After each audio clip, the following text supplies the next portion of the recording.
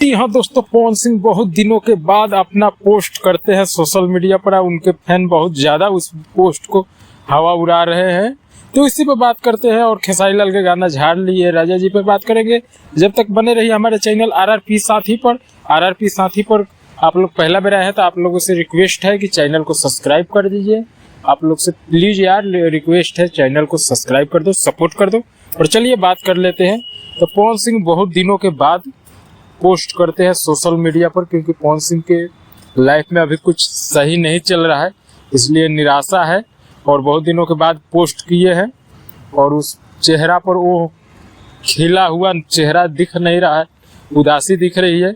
और खेसारी लाल का जो गाना झाड़ लिए राजा जी जो आ रहा है, उसमें गाने को हमने जो बताया था 2025 है, तो उस पर सुधार कर दिया गया। जो खेसारी लाल के पोस्ट है उस पर आप लोग देख सकते हैं जाके कि उस पर 2026 कर दिया गया।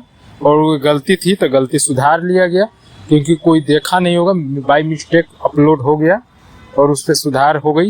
ये गाना जो आने वाला है, बवाल का गाना आने वाला है, इस पे सबसे ज़्यादा लड़कियां झूमेगी और रील बनाएगी। आप लोग देख लीजिएगा, आंकड़ा उठा के आप लोग को दिखाएंगे भी ये आंकड़ा, क्योंकि ये गाना ज़बरदस्त और तबातोड़ बजने वाली आ रहा है ये गाना। और आर्या शर्मा जी का म्यूजिक है, इसमें कोई काटने वाला सवाल ही नहीं है। विशाल भारती जी भी कमाल के राइटर है, कमाल के लिखते हैं। और खेसारी लाल अकेला गाए हैं तो ये झूमने वाला गाना है, क्योंकि अकेला गाते हैं तो बवाल का गाना होता है और झूमने या झुमाने वाला गाना है। तो यही जानकारी था, आप लोग को देना सही समझे। अब देखिए कल आ रहा है या परसों आ रहा है, क्योंकि टाइमिंग ना डेट कुछ अभी फिक्स नहीं हुआ है। तो जैसे हमें मिलेगा वैसे आप लोगों को अपडेट देंगे। जब तक के लिए बाय बाय। चैनल पर नए हैं तो चैनल को सब्सक्राइब